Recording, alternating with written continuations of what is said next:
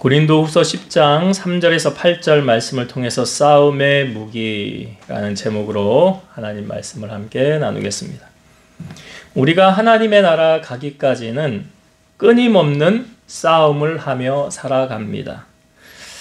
치고받고 싸우는 것을 말씀드리는 것이 아니라 치열한 영적 싸움이 있다는 것입니다. 이거 교회 다니지 않는 사람은 별로 상관이 없는 이야기죠. 신앙생활하는 우리들은 끊임없는 영적 싸움을 하는데요. 어떤 싸움입니까? 이 싸움은 육에 대한 싸움이 아니다. 찬송가에 이런 찬송이 있죠. 우리들의 싸울 것은 혈기 아니요, 우리들의 싸울 것은 육체 아니요, 마귀 권세 힘써 싸워 깨쳐버리고 죽을 영혼 살릴 것이 일세. 한 마음으로 힘써 나가세, 한 마음으로 힘써 싸우세. 악한 마귀의 권세들 군사들과 힘써 싸워서 승전고를 울리기까지. 누구와의 싸움이라고요? 악한 마귀와의 싸움입니다. 그래서 성경은 우리의 싸움은 혈과 육을 상대하는 것이 아니다. 통치자들과 권세들과 이 어두움의 세상 주관자들과 하늘에 있는 악한 영들을 상대함이라. 그러니까 육의 싸움이 아니라요, 영적 싸움을 말하고 있습니다. 요한계시록이 쓰여진 배경은 사도 요한이 반모섬에서 도미티안, 로마의 10번째 황제지요. 그 도미티안이 자기가 이제 신이고 나 외에 다른 것을 섬기는 사람은 다 죽이는, 그래서 크리스찬들이 핍박을 당하지 않습니까? 이렇게 피해 다니고, 그때 카타콤이 생기고, 지하 무덤이 생기고, 신앙의 자유를 찾아서 끝까지 우리는 주님을 부인할 수 없다고. 그 배경으로 쓰여진 글이 바로 요한계시록이잖아요. 그러니까 말세의 고난을 당하는 자들에게 위로를 주기 위해서 쓰여진 글이 바로 요한계시록인데, 거기 요한계시록 13장 15절에 보면 그가 권세를 받아 그 짐승의 우상에게 생기를 주어 그 짐승의 우상으로 말하게 하고, 또 짐승의 우상에게 경배하지 아니한 자는 몇이든지 다 죽이게 하더라. 그러니까 도미티안 섬기지 않으면은 나는 도미티안이 나의 구주입니다 라고 고백하지 않으면 다 죽이는 거예요. 그냥 사자밥이 되고. 우리가 이 세계를 바라보면 종교를 인정하는 곳도 있지만 종교의 자유를 인정하지 않는 곳도 있죠. 김동호 목사님이 평양을 자주 다녀왔다고 그러더라고요. 좀 이제 안내원들하고 친해져가지고 대화를 하는 가운데 그들이 이런 얘기를 하더라고요. 당신들이 믿는 하나님이나 우리 김일성 아바이 주석이나 똑같은 거 아니냐라고 이야기를 하더래요. 그러니까 그들에게 있어서 김일성이라는 존재는 신이라는 개념이라는 거죠. 그럼 우리는 김일성 신을 믿는다, 너네는 하나님 믿냐? 그러니까 그 신이나 이 신이나 똑같은 신 아니냐? 똑같습니까? 아니잖아요. 근데 그들은 어떻게 그 사람을 신으로 받아들이고, 그러니까 이게 도미티안과 똑같은 거 아니에요? 그 로마 당시에. 그러니까 종교의 자유를 허락하지 않잖아요, 북한에. 신앙의 자유 허락하지 않잖아요. 만약 믿으면 어떻게 돼요? 총살 당하는 거 아닙니까? 죽는 거잖아요. 순교를 당하는 거잖아요. 북한에 그런 사건이 있었다고 그래요. 어떤 이제 목사님 일가족 한 20몇 명이서 신앙생활 하는 것이 이제 발각이 돼가지고, 옛날 일인데 제가 지금 그 목사님의 이름이 정확하게 생각이 안 나요. 김 같은데, 하여튼 그렇게 신앙생활을 그러니까 계속 해오다가 발각이 된 거예요. 그러니까 거기 한 9살 먹은 이제 아이가 엄마한테 무서워서 이제 얘를 총살을 시키려고 그러니까 너무 무섭잖아요. 그러니까 벌벌벌 두려워서 떨고 있는데 엄마가 그 아이한테 뭐라고 그러냐면, 얘야 무서워하지 마라. 이제 곧 너는 하나님이 기다리는 그 천국에 가게 될 것이니라. 두려워하지 말거라. 그래서 순교를 당했어요. 그러니까 그들은 정말요 목숨을 걸고 신앙생활을 하는 거예요. 근데 우리는 그런 거 보면 어떻습니까? 신앙생활 참 편하지요. 그런 거에 비하면 우리 목숨 걸고 신앙생활 하는 사람 얼마나 돼요? 교회 가면은 죽인다고 하더라. 오히려 구약의 율법에 의하면 안식일에 나가 일하는 자는 죽이라라는 말씀 있잖아요. 요즘 우리 출애굽기 읽는데 거기 말씀에 나오잖아요. 안식일에 일하는 자는 다 죽일지니라. 집에서 불도 피우지 말지니라. 그러니까 생명을 걸고 그렇게 신앙생활을 하는 그런 사람들이 있다는 거죠. 근데 마귀의 전략은요, 우리로 하여금 신앙생활을 못하게 하는 게 마귀의 전략이죠. 결국은 하나님에게서 떨어지게 하는 게 마귀의 전략이잖아요. 근데 오늘 본문에 보니까 마귀의 계략이 이 두 가지로 우리에게 보여주고 있거든요. 이 마귀가 어떻게 우리를 공격하는지, 이 말세에. 자, 그 두 가지가 오늘 본문에 우리가 나오는데 4절 말씀 한번 다시 볼게요. 4절. 여기 첫 번째, 마귀의 전략 첫 번째가 나옵니다. 4절. 우리의 싸우는 무기는 육신에 속한 것이 아니요 오직 어떤 견고한 진도 무너뜨리는 하나님의 능력이라 모든 이론을 무너뜨리며. 여기 이제 마귀의 계략 첫 번째가 맨 마지막 줄에 나오는 모든 이론을 무너뜨린다. 이게 마귀의 첫 번째 전략이에요.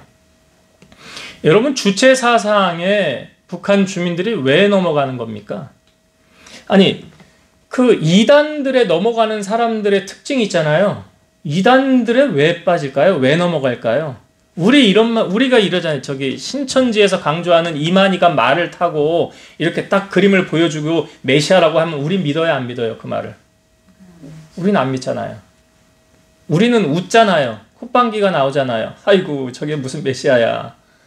그런데 신천지에 다니는 그 사람들 이만희 그 말 있는 그 그림을 딱 보여주고 메시아라고 그러면 그들의 반응은 어떻습니까? 오, 저분이 메시아야, 맞아. 이러잖아요. 근데 왜 그런 반응이 나타날까요? 세뇌거든요, 세뇌. 잘못된 사실을 거짓이잖아요. 메시아 아니잖아요. 그거 뭐 이긴 자입니까? 이게 성경에서 말하는 이긴 자는 예수 그리스도거든요. 사망 권세를 이긴 자. 죽다가 다시 부활해서 살아난 자는 예수님밖에 없잖아요. 아니, 나는 정말 이만희 씨가 죽었다가 살아나면 나 믿을 거예요, 정말. 아니, 안 죽는다는 말은 거짓말이고, 어떻게 안 죽어요? 사람인데. 신이에요? 신 아니잖아요. 사람인데 어떻게 안 죽어요? 사람은 다 죽습니다.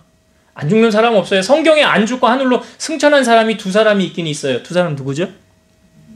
엘리야하고 에녹하고. 안 죽었어요. 그냥 하나님이 데려가셨잖아요. 그러니까 죽음을 보지 않고 하늘로 갔잖아요. 예수님은 죽으셨지만 사흘 만에 부활하시고 40일을 계시다가 육신을 입으신 모양 그대로 하늘로 승천하셨잖아요. 그러니까 안 죽는 사람은 없거든요. 근데 왜 그걸 믿느냐? 그 잘못된 정보를 사실로 받아들이는 거잖아요. 우리 가짜뉴스? 아니, 가짜뉴스를 그냥 진실로 받아들이는 게 문제잖아요. 디모데전서 4장 1절. 그러나 성령이 밝히 말씀하시기를 후일에 어떤 사람들이 믿음에서 떠나 미혹하는 영과 귀신의 가르침을 따르리라 하셨으니. 여기 잘 보세요. 후일에 어떤 사람들이 믿음에서 떠난다는 건 뭘 말하는 거예요? 신앙생활 하는 사람들이잖아요. 교회 안 다니는 사람들 아니잖아요. 믿음에서 떠난다는 것은 예수를 믿는 교회를 다니는 사람들을 말하는 거, 크리스찬들 말하는 거예요. 그런데 그런 사람들이 어떻게 된다는 거예요? 미혹하는 영과 귀신의 가르침을 따르리라. 그러니까 신천지 들어가 보면 교회 다니다가 온 사람들 많아요, 적어요? 많대잖아요. 여기 다 말씀이 있잖아요. 믿음에서 떠나. 미혹하는 영. 잘못된 영. 예수님이 뭐라고 그러셨냐면 말세에 많은 사람이 내 이름으로 와서 나는 그리스도라. 거짓 선지자가 많이 일어나리라. 사람을 미혹하리라. 큰 표적과 기사를 보여 할 수만 있으면 택한 자들도 미혹하리라. 택한 자들이라는 게 뭐예요? 믿음 신앙생활 하는 사람들. 예수님 말씀 딱 맞잖아요. 내가 그리스도라. 내가 메시아라. 이만희가 그런다면서요. 자기가 메시아라면서요. 딱 맞잖아요. 예수님 말씀이. 그렇게 신천지 지금 무슨 대성회를 하고 얼마나 유혹이 많은지 몰라요. 보니까 신천지에서 교회를 삼키려고 교회도 이렇게 전략 가운데 한 가지가 뭐냐면 신천지 교인들을 그 교회에 파송을 해가지고 문제를 일으켜가지고 담임 목사 내쫓고 자기들 목사를 보내가지고 하는 그런 것도 있고요. 여러 가지 전략이 많더라고요. 교회를 뭐 통째로 삼키기도 하고요. 신천지로 들어오라고. 나는 거기 목사님들이 빠진다는 게 나는 참 진리 한 가지만 알아도 거기 빠질 이유가 없는데 이만희가 이긴 자 무슨 이긴 자냐고.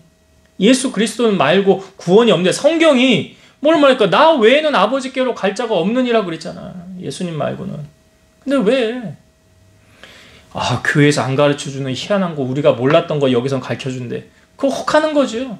그래서 성경 공부하다가 그냥 미혹의 길로 빠져가지고 나중에 거짓된 잘못된 정보도 듣고 거기 그냥 넘어지는 거 아니에요? 결국은 못 빠져나오는 거 아닙니까?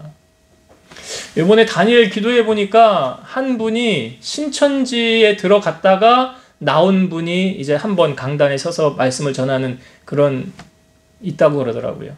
예. 전에 신천지 아주 열심히 했다가. 그러니까 뭐 거기 들어갔다가 빠져나온 거 이야기 그런 이야기들 하겠죠? 잘못된 부분들. 예.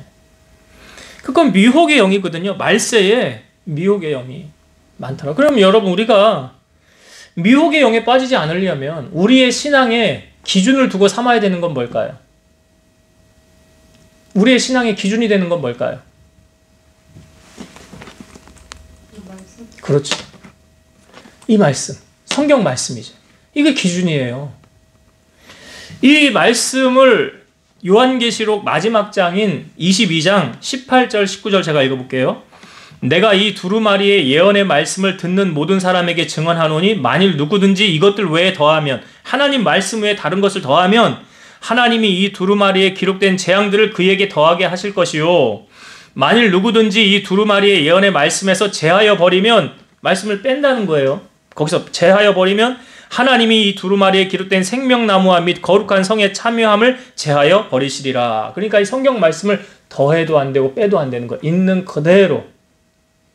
있는 그대로. 우리에게 인생의 교과서로 준 거예요. 삶의 지침으로 준 거예요. 또 하나님 말씀이 가장 정확한 거죠. 그래서 여러분 우리가 말세를 살아갈 때 우리가 이 땅에 살아가는 싸움의 무기가 뭐라고 그래요? 에베소서 6장에 나오잖아요. 우리의 싸움은 혈과 육에 대한 것이 아니라 쭉 설명을 하면서 구원의 투구, 평안의 복음에 예비한 신발, 진리의 허리띠, 의의 흉패를 붙이고 그 다음에 평안의 복음에 예비한 신발, 그 다음에 믿음의 방패 가지고 그 다음 방패가 있으면 뭐가 있어야 돼요? 무기를 뭐라고 그래요? 성령의 검, 하나님의 말씀. 그러니까 예수님이 성령에 이끌려 사탄에게 시험을 받을 때 예수님이 3가지 시험 받으셨잖아요. 돌이 떡이 되게 해보아라. 높은 곳에서 뛰어내려 보아라. 높은 곳에서 너 나에게 절해봐라. 3가지 시험 받으셨잖아요. 무엇으로 시험을 이기셨습니까? 말씀으로 이기신 거예요. 말씀으로. 그러니까 이 백성이 망하는 원리도 하나님은 이렇게 말씀하셨어요. 이 백성이 나를 아는 지식이 없어서 망한다. 그러니까 이단에 빠지는 것도 잘못 혹해가지고 이런 게 있어? 아니 그거 알아야 안 넘어가지. 알아야. 그래서 꼭 어디가 성경 공부하자 이런 거 조심해야 돼요. 왜냐하면 말세에 너무 이단이 많기 때문에 그러는 거예요. 잘못된 것을 배워가지고 빠져서 결국은 거기서 헤어나오지 못하니까. 교회 다녔던 사람들이 신기하다, 희한하다, 나 이거 몰랐었는데 여긴 이런 것도 알려주네. 그 미혹돼가지고 넘어가는 거 아닙니까? 그러니까 결국은 거짓된 이론에 넘어가는 거예요.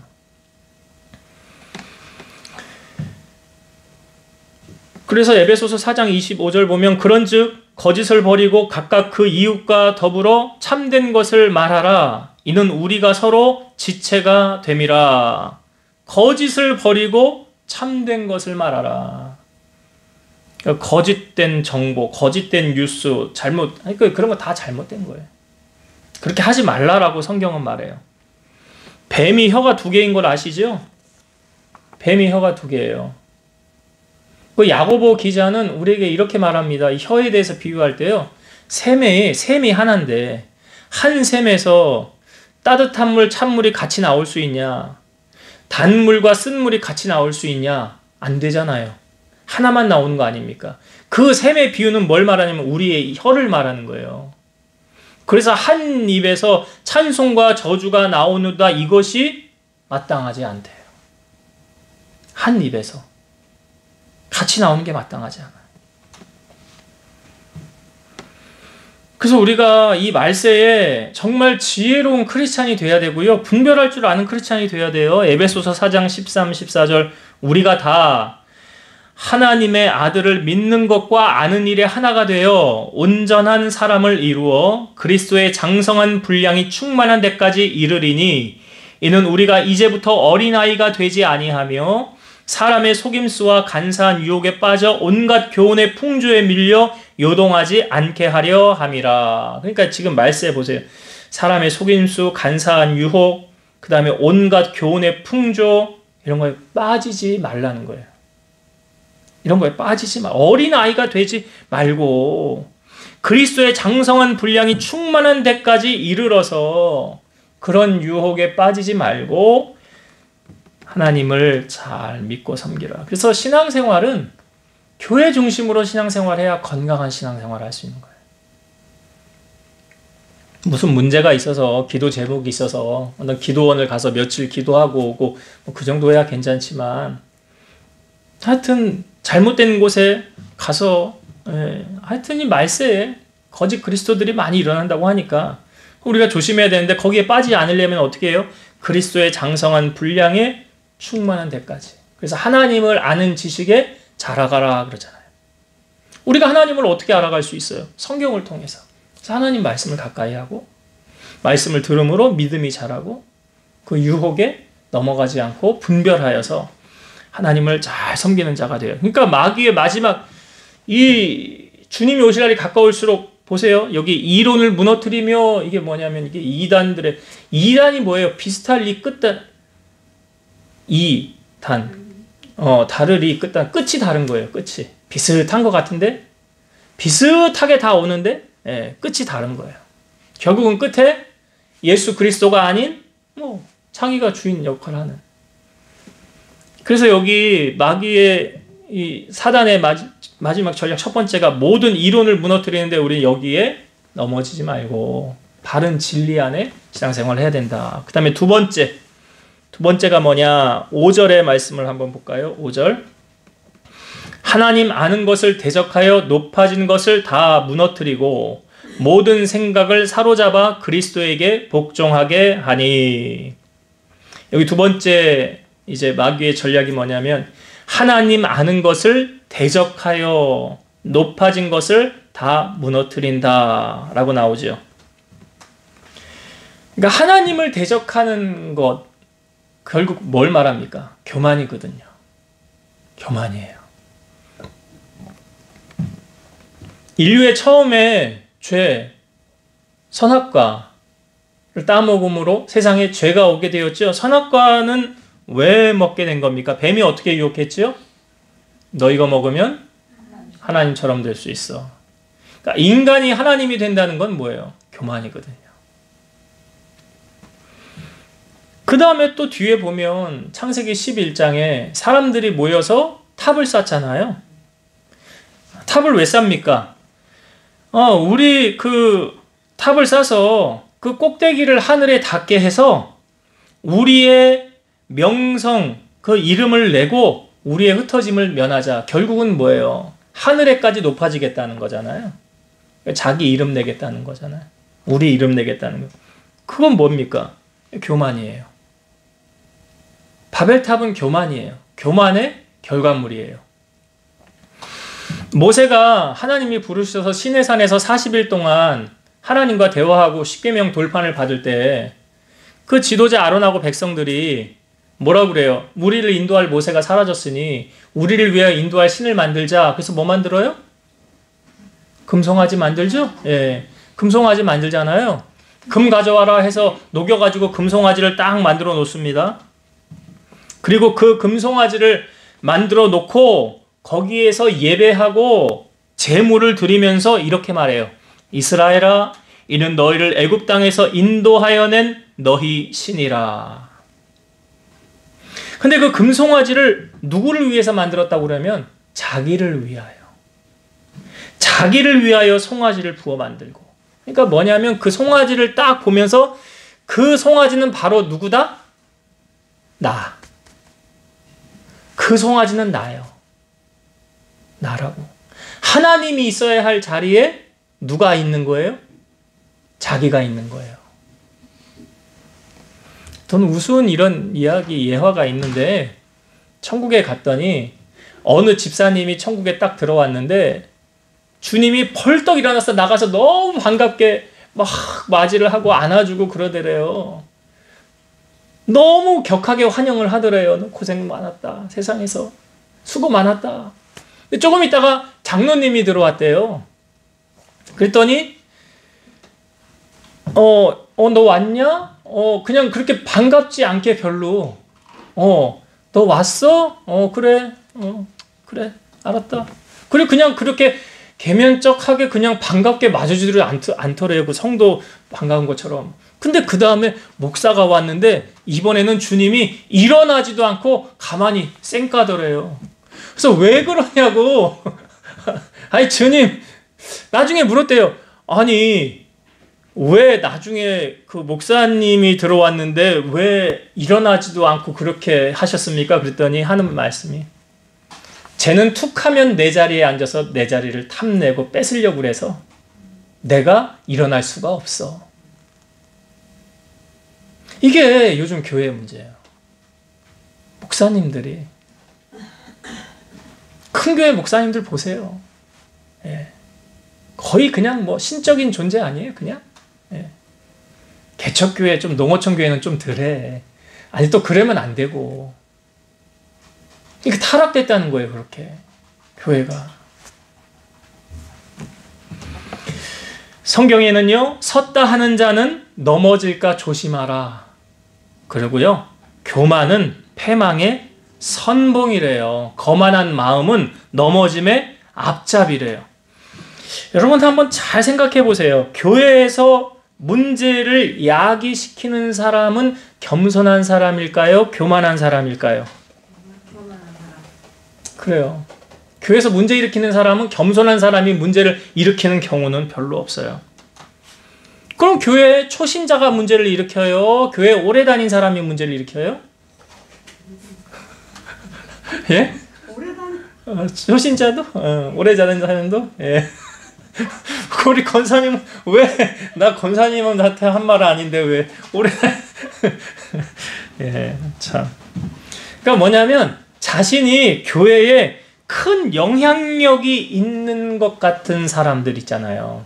자기의 존재감이 교회에서 나 한 자리 하는 사람들.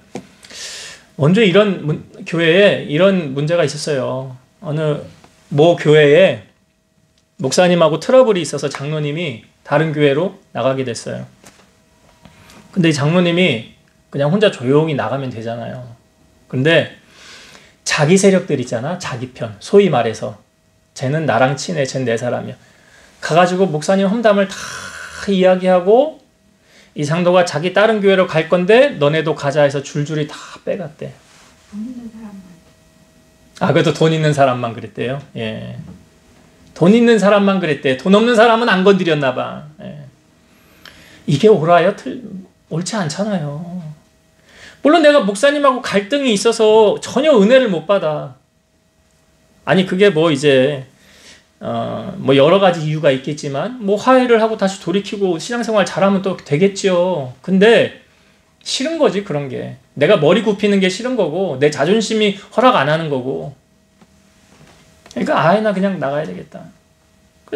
그냥 조용히 본인만 혼자 내 영이 살기 위해서 내가 은혜 받기 위해서 다른 데 찾아 나가는 거야. 뭐 어쩔 수 없는 거죠.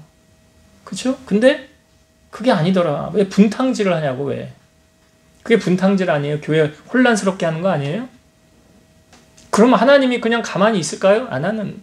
하나님 살아계시기 때문에 교통정리는 하나님이 알아서 다 하신다고 봐요. 광야교회에서도 그랬고. 그러니까 여러분 우리가 신앙생활을 하는 거예요. 항상 뭐 해야 되냐면 첫째도 겸손이고요. 둘째도 겸손이고 셋째도 겸손이에요. 이게 어거스틴이 자기 제자들이 스승에게 질문을 했던 가장 큰 덕목이 뭡니까? 답이 그거예요. 첫째도 겸손, 둘째도 겸손, 셋째도 겸손. 겸손하면 하나님이 들어쓰시죠. 사용하시죠. 근데 교만하면요, 망하는 거예요. 망한다고요.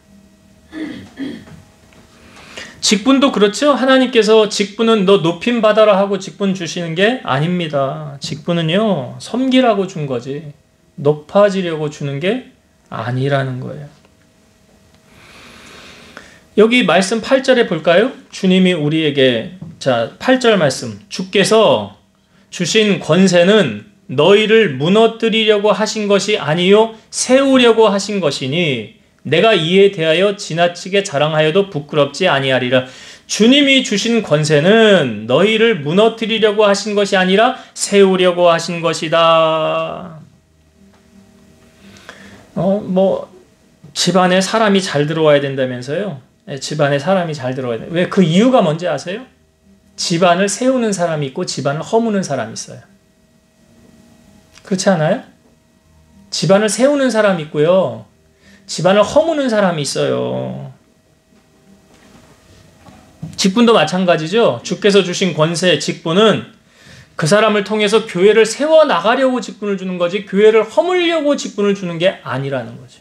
그래서 여기 주께서 주신 권세는 세우려고 하신 것이래잖아요. 세우려고 하신 것. 그러니까 잘못된 사람이 세워지면은 안 되는 거예요. 막 흩어버리고 막 당 가르고 편 가르고 교회를 혼란스럽게 하는 사람들이 세워지면 그 교회에 문제 있는 거예요. 그런 사람은 세우면 안 되는 거예요. 하나 되게 하는 사람, 교회를 세워나가야 되는 사람, 이런 사람을 세워야 되는 거예요. 성경에 보면 포도원을 허는 여우가 있다고 그랬어요. 포도원을 허는 여우. 교회를 무너뜨리려고 하는 여우들이 있다는 거예요. 그런 사람들은 가까이에서도 안 되고 절대로 직분을 줘서도 안 되고 교회에 덕이 되지 않는 사람들. 그래서 교회 일꾼을 세울 때도 이렇게 하잖아요. 검증해봐라. 그 사람 시험해봐라. 세워도 되는 사람인가. 그래서 세우라고 그러잖아요. 교만한 사람은요, 다 무너뜨립니다. 주변을 망가뜨립니다. 그런데요, 겸손한 사람은 세워가요. 나보다 다른 사람을 더 높여주고 자기를 낮추고 상대방을 높여주잖아요. 이게 예수님의 모습이죠. 세족식을 하시면서 내가 너에게 본을 보인 것처럼 너희도 그렇게 행하라 그러잖아요. 그래서 우리가 이 말세의 마귀의 이 두 가지 전략, 이론을 무너뜨리고 교만하게 하는 이 약한 세력들, 거기에 여러분 넘어지지 마시고 늘 깨어서 승리하길 바랍니다. 결론으로 우리의 싸움의 무기는 뭐라고 성경은 말합니까? 오늘 제가 제목을 이렇게 잡았죠. 싸움의 무기. 자, 4절의 말씀을 한번 다시 볼게요. 4절. 우리의 싸우는 무기는 육신에 속한 것이 아니요 오직 어떤 견고한 진도 무너뜨리는 하나님의 능력이라. 우리의 무기는 뭐라고요? 하나님의 능력이라. 하나님의 능력. 엘리야가 850명 싸울 때 그 제단에 불로 임했잖아요. 이게 하나님의 능력이잖아요. 이게 하나님의 능력. 베드로가 물 위를 걸어갔잖아요. 자기의 힘으로 능력으로 걸은 게 아니죠. 하나님의 능력으로 걸어간 거잖아요. 그러니까 오늘도 우리가 하늘로부터 오는 이 능력을 여러분 취하셔서 그리스도의 장성한 분량에까지 이르러서 마지막까지 승리하며 살아가는 우리 성도님들 다 되시기를 주의 이름으로 축원드립니다. 기도하겠습니다. 오늘도 살아서 역사하신 하나님 감사합니다. 우리의 싸움은 혈과 육에 대한 싸움이 아니라고 하셨습니다. 권세자들과 능력과 악한 영들에 대한 싸움이라고 하였사오니 이 싸움에서 우리가 패배자로 살아가는 것이 아니라 우리가 늘 깨어서 마귀의 악한 괴계를 저희들이 깨달아 알게 하시고 하나님의 진리의 편에 서서 주께서 주신 권세로 하나님의 능력으로 마귀를 대적하고 승리하며 살아가는 우리 성도들 다 되게 하여 주옵소서. 예수님의 이름으로 기도드리옵나이다. 아멘.